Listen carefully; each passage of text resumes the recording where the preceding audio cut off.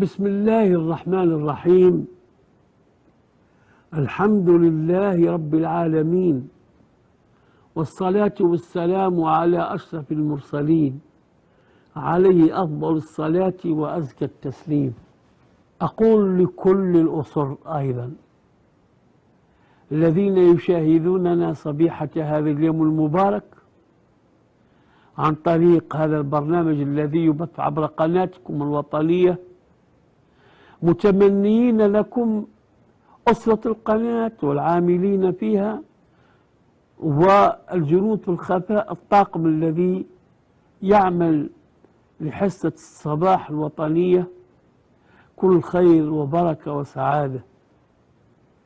كلمة اليوم إن شاء الله التحصين، كيف يحصن رب الأسرة نفسه وأولاده ويحصن بيته.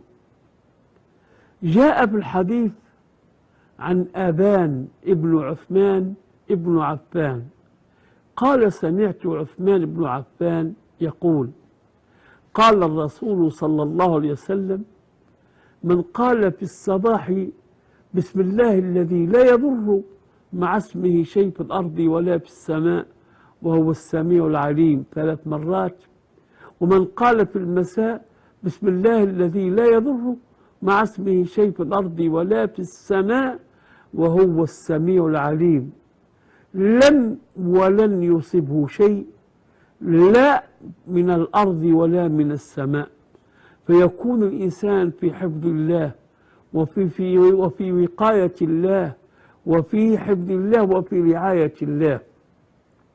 وقد سبق لي أن ذكرت هذا الدعاء، ولكن أردت أن أتكلم عن هذا الدعاء في الشطر الأخير منه. راوي الحديث الذي قاله لنا هو آبان.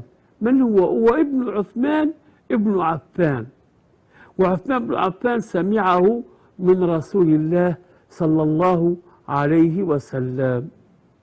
ولكن في يوم من الأيام آبان هذا ابن عثمان بن عفان، يعني في الحقيقة أنه يعني أصابه شلل، أصابه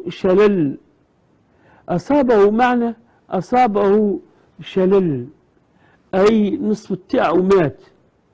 فجاء أحد ممن سمعوا منه أنه قال: من قال بسم الله الذي لا يضر مع اسمه شيء في الأرض ولا في السماء 3 مرات صباحا لم يصبه شيء حتى يمسي، ومن قال هذا في المساء لم يصبه شيء حتى يصبح.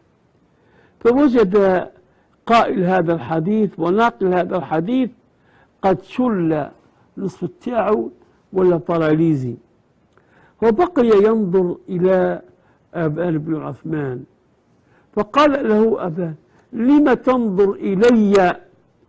فالحديث ما حدثتك به، وإنني قد نسيت اليوم، لم أقل في الصباح بسم الله الذي لا يضر مع اسمه شيء في الأرض ولا في السماء، نسيت.